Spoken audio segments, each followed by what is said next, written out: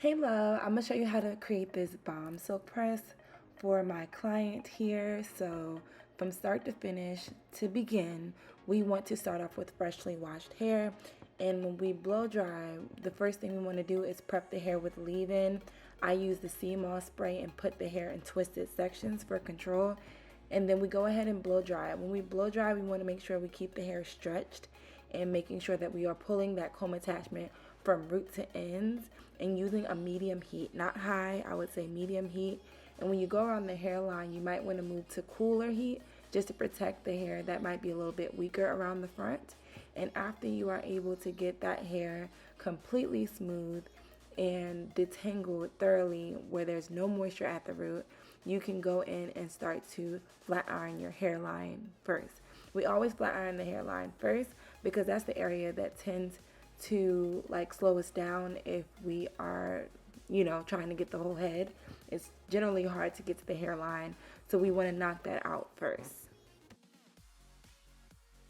After we have gotten the hairline with our baby flat iron, I'm going in and flat iron my client's hair using a heat of about 395. I normally go with 395 around the whole head. At most, I'll go to 405 in the middle, but definitely around the edges and the majority of the head, we are just going in with 395 with small sections. Before I flat ironed the hair, I did use a bit of thermal seal. That is a heat protectant as well as humidity resistant pomade. That's really good for thicker hair. I wouldn't use it too much if the hair is very fine because it will weigh the hair down. So now that we've gotten the rough part of the press done, meaning that we didn't style, we just pressed it, we're gonna go in and trim her ends. I always recommend doing that flat iron that's at 395, good enough to get the hair, straight. Go ahead and get your trim first, and then you'll go in and do the finish of your style. So for this client, we are simply just trimming her ends to just make sure her hair does not frizz up quickly and it actually holds the curls we're about to put into her hair. So generally with your client, you want to discuss what you see as far as their ends before you start cutting. Make sure they're in agreement with how much you're cutting off so that they are not surprised by any length loss.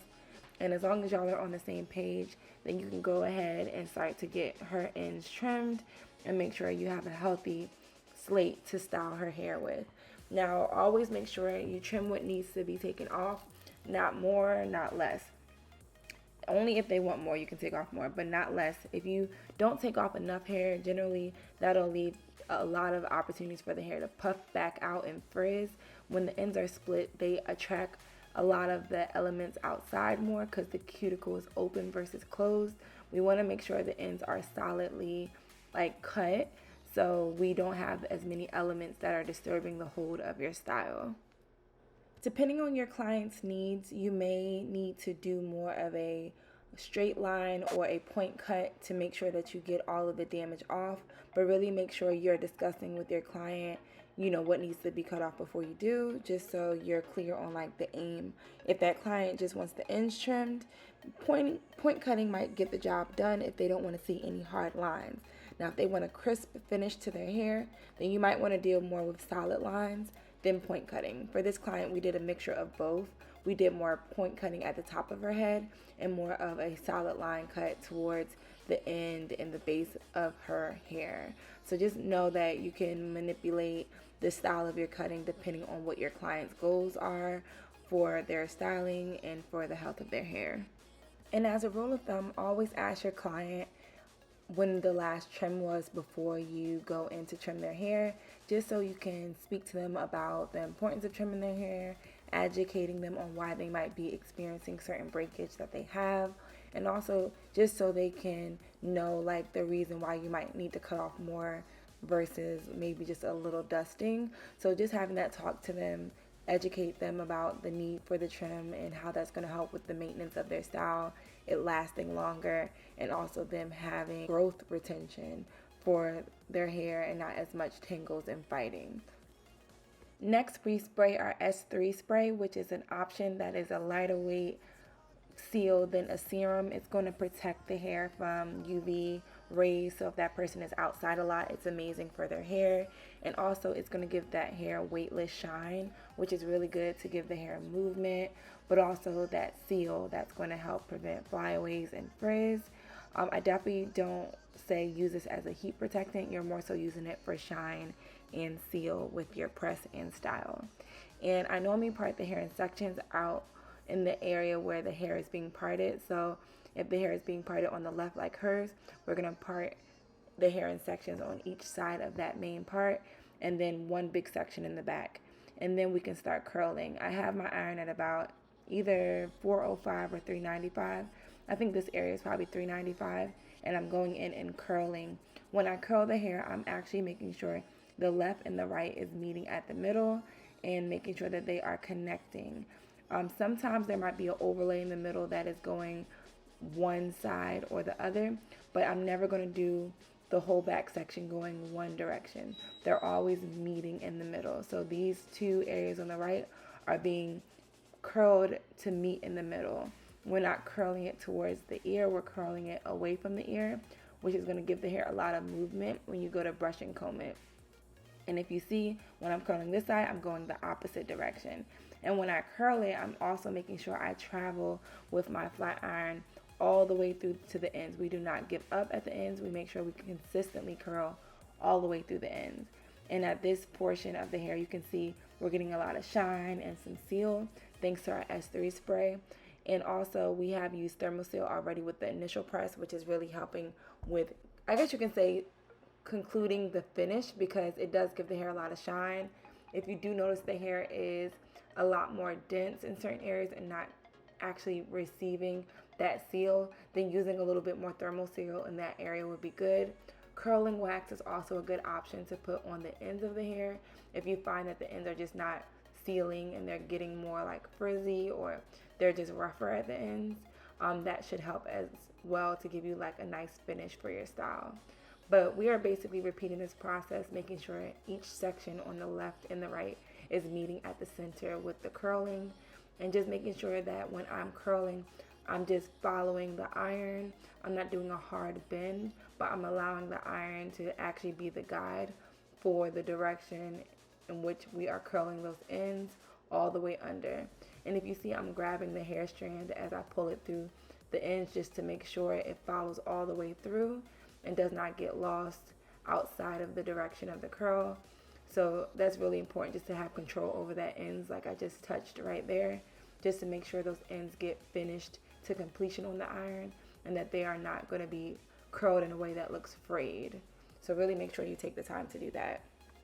So once you've made sure you've secured those ends well throughout your curl, just really make sure you keep that consistent size of section. So you don't want to do your curl in really one small section and another one do it big.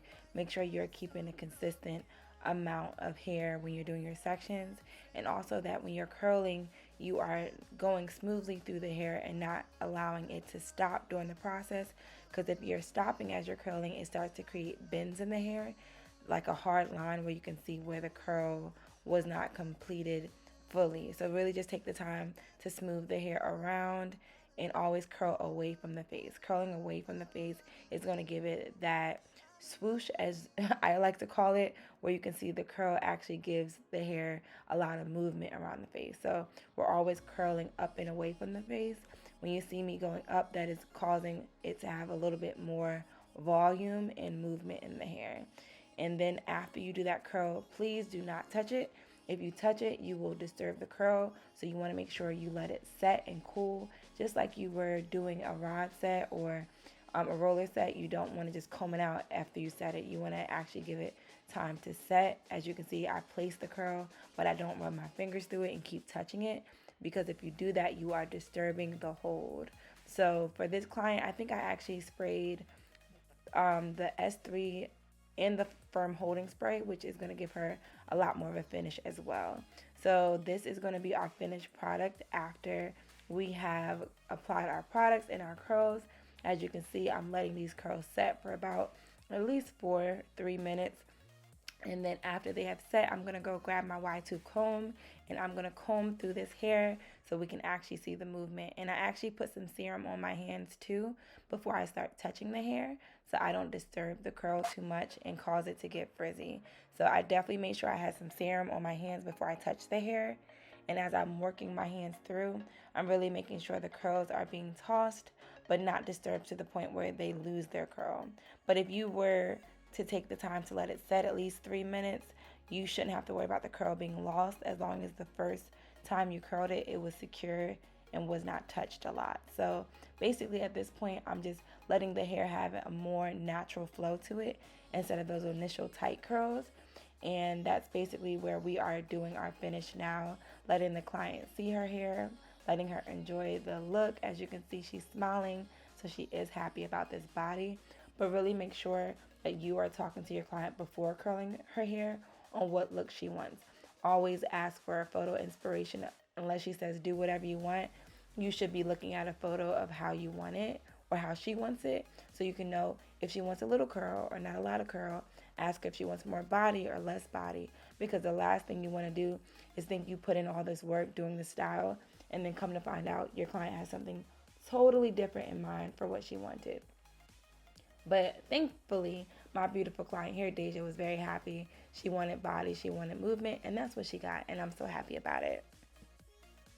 I hope you enjoyed this quick tutorial on how to do a silk press. If you have any questions or concerns, feel free to let me know. But hopefully you found this helpful and will be a great resource for you when you do your next silk press.